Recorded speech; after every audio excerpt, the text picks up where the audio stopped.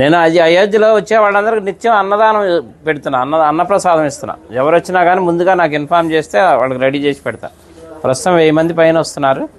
మన తెలుగు వాళ్ళకి భోజనం దొరకదు అక్కడ, అందుకని అందరికీ ఉచితంగా పెడుతున్నా. ఇంతకుముందు రాముల వారికి 5 వెండి ఇటుకలు ఇచ్చాను శంకుస్థాపనకి. మోడీ గారు శంకుస్థాపన చేశారు కదా, నా అదృష్టం బాగుండి ఆ ఇటుకలతోనే శంకుస్థాపన చేశారు. దాని మీద ఇప్పుడు గుడి తయారైంది. తర్వాత రాముల వారికి బంగారు పాదుకలు చేయించా, వెండి పాదుకలు, బంగారు పాదుకలు. వెండి పాదుకలు తీసుకొని దేశం అంతా అన్ని దేవాలయాల్లో పూజలు చేయించా. బంగారు పాదుకలు తీసుకొని రాముల వారి రామేశ్వరం నుంచి అయోధ్య వరకు నడిచి వెళ్ళాను.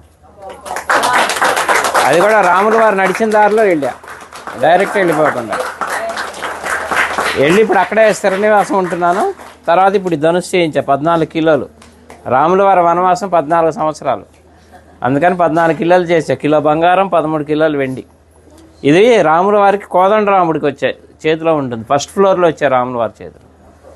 ఇప్పుడు నా మిస్సెస్ అక్కడే ఉంది అయోధ్యలోనే, నిత్యం అన్నప్రసాదం ఆమె చూసుకుంటుంది అక్కడ. వచ్చి చెన్నై అండి, జిఆర్టీ వాళ్ళు చేశారు.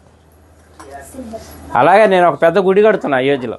అంటే రాముల వారి గుడి ఉందిగా ఇంకెందుకు అనుకుంటారేమో. నేను పెట్టేది వంశవృక్షం. బ్రహ్మ దగ్గర నుంచి లవకుశుల తర్వాత కూడా 20 మంది ఉన్నారు, ఇంకా మొత్తం 64 మంది.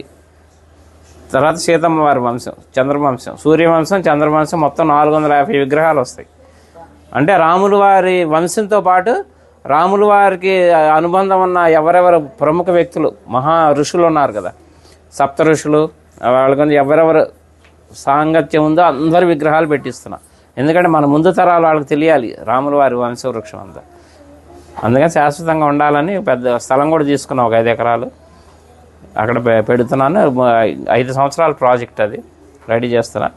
అలాగే ఇప్పుడు అయోధ్యలో అంటే మన తెలుగు వాళ్ళ తరఫున నేనేం పని చేసినా తెలుగు వాళ్ళ తరఫున చేస్తాను. అయోధ్యలో వాల్మీకి ఎయిర్పోర్టు, ఇక నేను వెళ్తూ వస్తూ పోతూ ఉంటాను కాబట్టి 2-3 సార్లు చూశాను, కానీ నాకు ఎందుకో లోటుగా అనిపించింది. అక్కడ ఒక విగ్రహం పెట్టిద్దామని గవర్నమెంట్ అప్రోచ్ అయితే పర్మిషన్ ఇచ్చారు, సెంట్రల్ గవర్నమెంట్.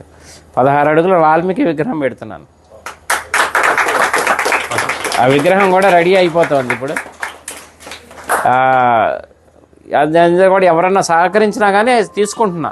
ఎందుకంటే భక్తి నాకు ఒక్కడికే కావాలని కాదు, పుణ్యం అందులో అందరినీ భాగస్వాములు చేయాలి, ఎందుకంటే దైవ కార్యం. అందుకని ఎవరన్నా చేస్తే వీళ్ళు ఉన్న వాళ్ళు చేయొచ్చు.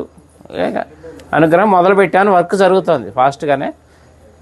మార్చి ఏప్రిల్లో విగ్రహ ప్రతిష్టాపన అయోధ్యలో.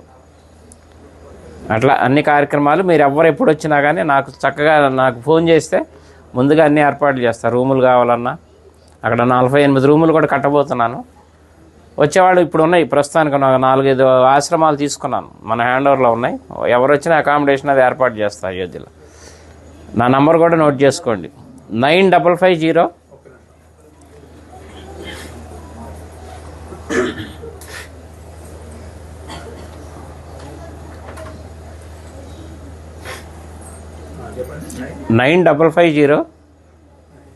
754-389.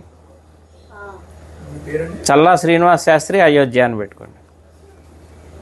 ఇంకా నేను ఉండబోయేది అక్కడే, హైదరాబాదే మాది కానీ మణికొండ, కానీ ప్రస్తుతం ఇంకా షిఫ్ట్ అయిపోయినాం అక్కడే ఉండి వచ్చే భక్తులకి సహాయం చేద్దామని అక్కడే ఉంటున్నాయి. ఇంకా రామ భక్తులకి సేవ చేసుకునే భాగ్యం ఇప్పించాడు రాముల వారు నాకు. ఎందుకంటే నిన్నే బాలరాముడు ప్రతిష్ట నిన్నే 1 year. అందుకే మా ఆవిడ అక్కడ ప్రసాదాలు తయారు చేసి మాకు అవకాశం ఇచ్చారు. ఇప్పుడు 6 రోజులు మొత్తం లోపల ప్రసాదాలు పంచే అవకాశం కూడా ఇచ్చారు. నిన్న మొదలైంది కార్యక్రమం, అందరికీ వినియోగిస్తున్నాం. 9550-754-389. చల్లా శ్రీనివాస్ శాస్త్రి అయోధ్య. ఓకేనా? ఎవరు ఏ టైంలో చేసినా కానీ నేను అందుబాటులో ఉంటాను.